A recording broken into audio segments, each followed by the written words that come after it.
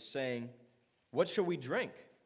And he cried unto the Lord, and the Lord showed him a tree, which when he had cast into the waters were made sweet. And there he made for them a statute and an ordinance, and there he proved them, and said, "If thou wilt diligently hearken to the voice of the Lord thy God, and wilt do that which is right in his sight, and will give ear to his commandments, and keep all his statutes, I will put none of these diseases upon thee, which I have brought upon the Egyptians, for I am the Lord that healeth thee." And they came to Elim, where were 12 wells of water, and 70 palm trees, and they encamped there by the waters. So, after traveling for 3 days from the Red Sea, they're traveling 3 days now into the wilderness. They found a spring of water. But when they tasted the water, they found it was completely undrinkable. It tasted terrible. And they called the name of the place Mara. And I asked the question there, guys, what does Mara mean? But I don't think I put the text in there.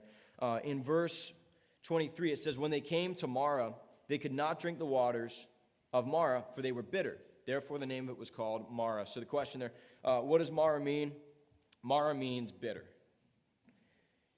Okay, so they couldn't drink the water. What did God do for the people? That's a question. What did God do for the people? Made the water sweet. He told them exactly what to do, and they did it. God has just done incredible miracles in the lives of these people, rescuing them from 400 years of slavery, and took them out of Egypt from their captors. Now, 3 days into their journey, they start complaining that we're going to die without water. If we don't have water, we're going to die.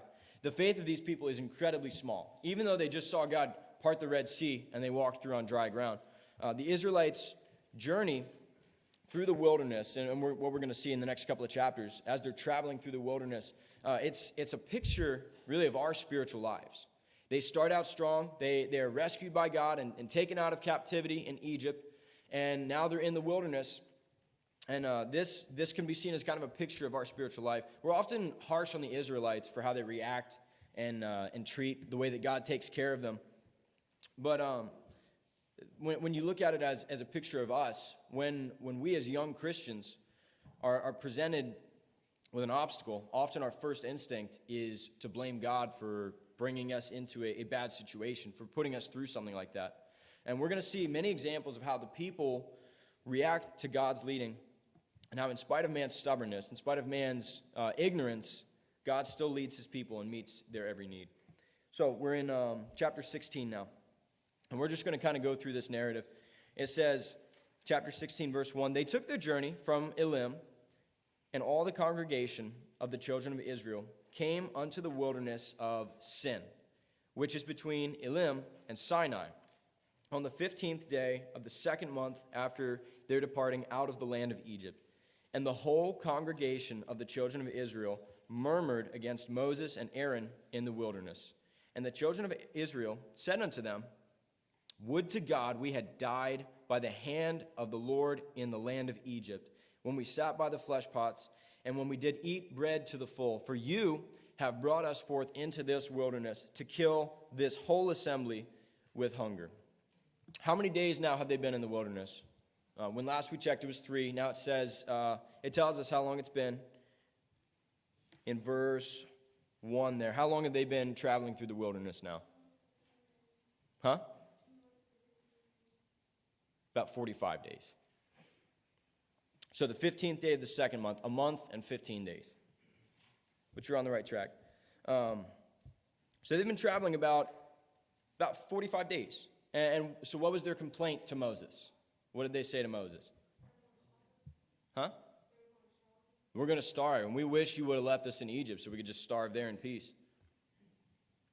So then the Lord says unto Moses, "Behold, I will rain bread from heaven for you, and the people shall go out and shall gather a certain rate every day, that I may prove them, whether they will walk in my law or not. And it shall come to pass that on the 6th day they shall prepare that which they bring in, and it shall be twice as much as they gather daily." And Moses and Aaron said unto all the children of Israel, "At the evening, then you shall know that the Lord has brought you out of the land of Egypt. And in the morning, then you shall see the glory of the Lord, for that he heareth your murmurings against the Lord, And what are we that you murmur against us? Something to note, I want you to kind of set the scene. They're in the wilderness, and ever since they got to the Red Sea, there's been a pillar of cloud by day guiding them and leading them, and at night, a pillar of fire. And that's just a massive cloud of fire, a massive cloud of cloud during the day and night that's guiding them. And that's God's presence in the camp. So it's not like they're just by themselves out here. They can see the presence of God in the camp. And even in the midst of that, they're still complaining. God, you brought us out here. You're letting us die. And so God heard the people's complaints, and he decided to provide them with food in the morning and the evening. Each morning, there was bread for the people to gather, and each evening there were quail for the people to cook and eat. The bread on the ground, they didn't really know what it was, so they said, manna. Manna means, in Hebrew, it means, what is it? So they said, we don't know what this is, and they ate it. So God told Moses that this would be his provision, as well as a test to see who would obey his commandments. How many days did God tell the people to gather food? For 6 days, God said to gather the food. And how much food did God tell the people to gather? He says a specific amount there in verse 5.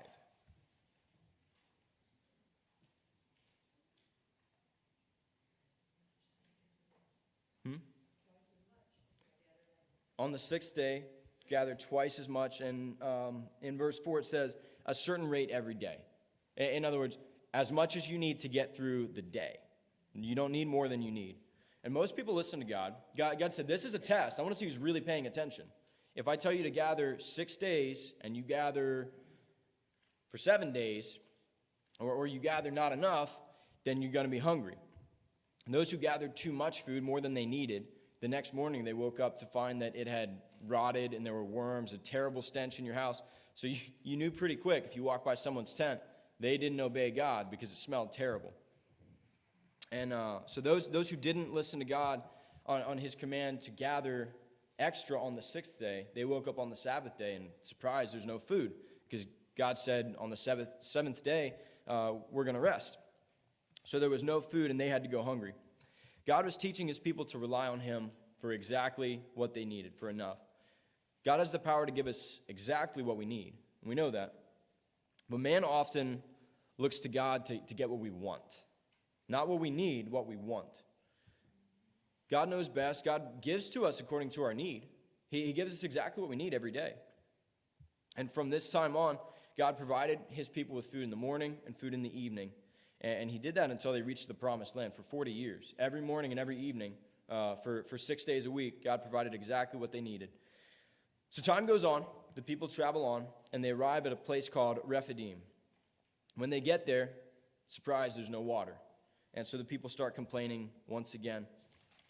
And we covered a whole lot in chapter 16, so now we're going to be in chapter 17 again, moving on. It says in verse 2, so they arrived in Rephidim. There's no water, and they've been traveling for days. So the people did chide Moses, and they said, give us water that we may drink. And Moses said unto them, why are you chiding with me? Or why are you talking to me about this? Why are you tempting the Lord with your complaining? And the people thirsted there for water. And the people murmured against Moses and said, wherefore is this that thou hast brought us up out of Egypt to try and kill us and our children and our cattle with thirst? And Moses cried unto the Lord, saying, what shall I do unto this people? They be almost ready to stone me. And the Lord said unto Moses, go on before thy people, and take with thee of the elders of Israel and thy rod, wherewith thou smotest the river. Take in thine hand and go. And I will stand before thee upon the rock in Horeb, and you smite the rock, and there shall come out of it water that the people may drink. And Moses did so in the sight of the elders of Israel. And he called the name of the place Massah and Meribah, because of the chiding of the children of Israel, and because they tempted the Lord, saying, is the Lord among us or not? Now, did they know the Lord was with them? Like, physically speaking, did they know the Lord was with them? How did they know the Lord was with them? I said it earlier. There was a specific way they knew the Lord was with them. Pillar of fire and pillar of cloud. They could see the presence of God. It wasn't a question of if the Lord is with them or not. But they weren't looking up. They never looked up to where God was. They were always just looking at the problem right in front of them. The faith of the Israelites is just incredibly weak all throughout these passages. But again, they're growing. They've just come out of the world. They've just come out of the land of wickedness in Egypt. And now they're really just starting their walk with God in the wilderness. But their faith is incredibly weak. Days before this passage, just really like a month and a half before, they saw God destroy an army, make an impassable sea split, and they walked across on dry ground. He made birds appear in the evening and bread appear in the morning so that they could eat. And now they're complaining that there's no water again. But who did the people blame for their problems? Moses. They're blaming Moses. They're saying Moses is the one that's speaking to God and being guided by God. And they're saying, what are you doing, man? They're blaming Moses for their problems when God knows full well what he's doing, and he has a plan for them. The people always go to Moses to complain, though, rather than asking Moses to talk to God. And so the people doubted. It's just crazy to me how they doubted the presence of God even while he was in the camp with them.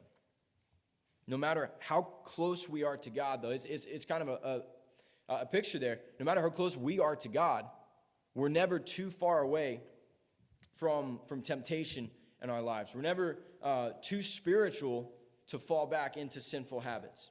No matter how long we've been traveling in our Christian life, there's always opportunities for us to disobey and to not trust in God.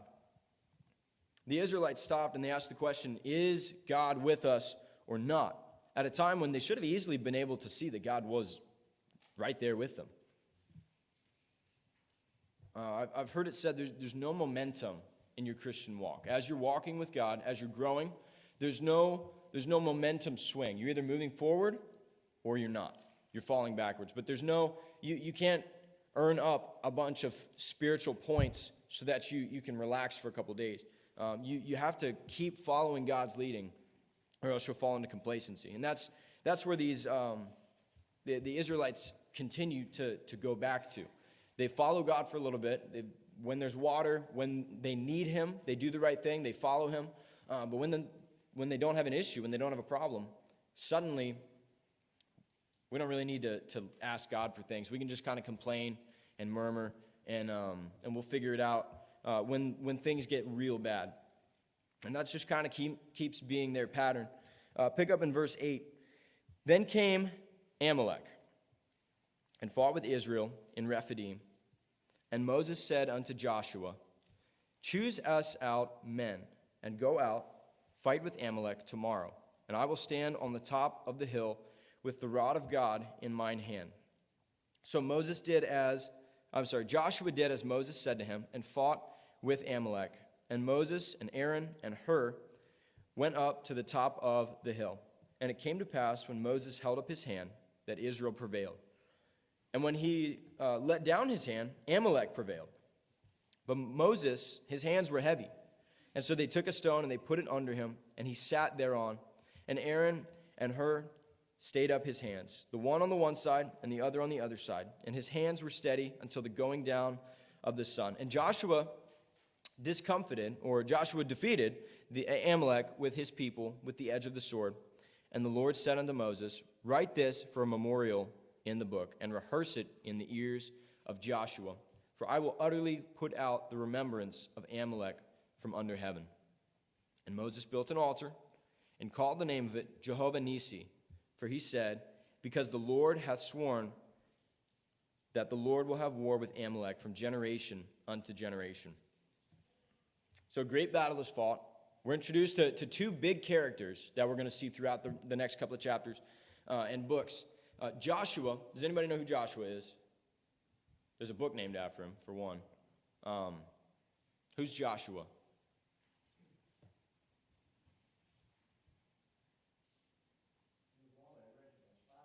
Yeah, he's one of the 10 or 12 spies that are sent into Canaan a little later on. But right now, Joshua's name is just kind of thrown in there. Joshua is kind of Moses' right-hand man. He's the man that is eventually going to replace Moses as the leader of the Israelites. And so Joshua is sent as the commander of the Israelite troops. Moses handpicked the men that were going to fight, and so that's Joshua. And Amalek. Amalek is a Canaanite nation that, for some reason, they hate Israel, and they always will. So God says, because they attacked my people, I'm going to utterly destroy Amalek from the face of the earth. And so that's what they begin to do here. So a great battle is fought, and when Moses held up his arm, the Israelites would be defeating their enemies. They would be winning the battle. But when his hand went down, then the Amaleks would start to fight, or start to win in the battle. And so it kept going on. Moses lifted up his arm, they're winning. Moses drops his arm, the Amalekites are winning. And it went on all day long. Why did it matter if Moses' hands were raised, though? Like, what's the picture here? Why does it matter if Moses' hands are up? You ever thought about that? I didn't think about that till recently.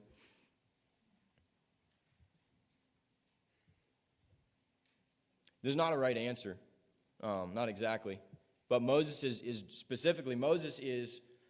raising his hands to God. He's a symbol of, we can't do this on our own. So he's lifting up his hands to God, and when his hands fall down, it's almost as if his prayer, he's getting tired, and he needs someone to come alongside him and help him to continue praying. It's interesting, we don't see Joshua's hands get tired. How long is Joshua fighting this battle? From sun up to sundown, all day. All day long, Joshua's fighting this battle. But we don't hear that he's tired. The battle looked like it was happening in the field. It looked like Joshua was the one fighting this battle. But in reality, the results of this battle were depending on a prayer. As long as Moses was in prayer with God and talking to God, they were winning the battle. But when his hands went down, suddenly the enemy was winning. Moses' hands showed his faith in God and his prayer that he would deliver the Israelites from their enemy. Moses lifted up his hands for as long as he was physically able, which was a long time. Sun up to sundown is a pretty long time. And when he finally had no more strength, they gave him a rock to sit on, and so he had a little more energy. And then when that was exhausted, Aaron and Hur physically held up his arms so that he could keep his arms up, so that he could keep going. And it's kind of a picture that sometimes, so I'll say it this way, the church's cause is often more or less successful as her members are more or less strong in faith. Often physical issues, physical problems that we come across, God is willing to intervene. God is willing to step in. But we're not willing to lift up our hands and to pray to God. We're not willing to ask him and to spend the time and the energy, really, that it takes to pray. It takes time to pray, to ask God for help in situations. And Moses, all day long, stood there with his arms up in the air, praying to God. And so Moses was happy to receive help from Aaron and Hur, though. These are two men that came alongside him and were willing to help him in his prayer. And it makes me think of Ecclesiastes, I think it's chapter 4, where Solomon tells us that two are better than one, for they have good reward for their labor. It's better to have someone alongside you that can help you to keep going. Because if you're by yourself and you fall down or you don't have any more strength, you're done. That's it. But when we have people alongside us that are willing to encourage us to keep going, to keep praying, keep asking God for help, then we can keep going even longer. There's an idea of, in I guess it's physics or something to that effect, called synergy. And I'm sure you've heard that word before. If you have one horse pulling a load, pulling a wagon, how much horsepower does that horse have? 1 horsepower. If you have 2 horses pulling that wagon, how much horsepower do they have? 3. They have 3 horsepower. And it's something that works when 2 horses are working together. They're able to pull more together than one could by himself. And so it's the same way. When we're working together, we're able to accomplish a lot more than when we're working alone. And so we can't live our spiritual lives alone. We have to rely on God, but we need each other as well. And so Moses had to rely on Aaron and Hur to help him to keep going. And in each problem that the Israelites faced in these passages, the answer has been each time Moses goes and asks God for help. And each time, God helps. But there are two reactions to the problems that we see. In each problem that they face, there's two reactions. There's the reaction of the people, first of all, where they always looked at what was right in front of them. They looked at the problem itself. They didn't look at what can we do about it. They looked at the problem and they said, Moses, you just brought us here to die, didn't you? This is your fault. Knowing full well, really, they knew that God is leading Moses. They could see God in the camp. But they said, Moses, this is your fault. You led us here. And we see 3 times they blame Moses for bringing them out to die. And they could only see what was at their feet rather than looking up to where God was right in front of them for help. So that's the reaction of the people. And then we have the reaction of Moses. Moses was fully aware of their needs. Moses had been traveling as long as they had without food, without water. And he knew exactly what the people needed. But rather than complaining, Moses waited on God. Moses asked when they needed it. And Moses, rather than complaining to God about how awful everything was, he just simply reminded God of their needs. God, I don't know what we're going to do. We need some water. You've brought us this far, but now we really need some water. And each time, God gives an answer when Moses looks up. And Moses always remembered that God was with them.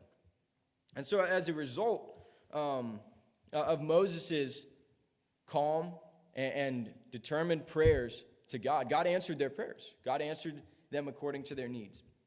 So now this battle takes place, and Moses handpicks the army out, and they fight the battle. Moses prays once again to God, and they win the battle. And Moses and the people begin to use a new title for the covenant name of God, Yahweh. They call him Jehovah Nissi, which means God is my banner. And what they're saying now, this is the first battle that the Israelites face against one of their enemies. And they're going to have to go in eventually into the promised land, and they're going to have to clear out the promised land and get all of the Canaanites utterly destroyed.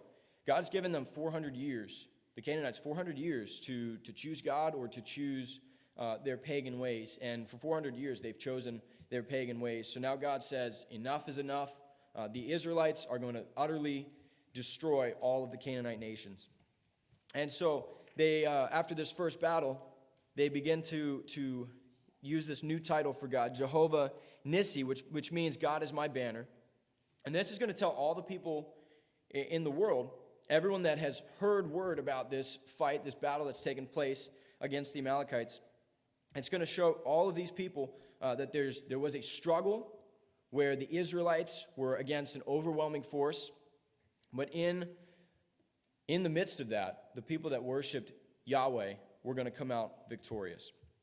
And so the word of this defeat is going to spread. And by the time the Israelites get to the promised land, we're going to find that the Canaanite nations are very, very afraid of the Israelites and of their God. They've heard that this little nation of slaves destroyed the Egyptian army. They heard that they destroyed the Egyptian economy, and now they've defeated the Amalekites.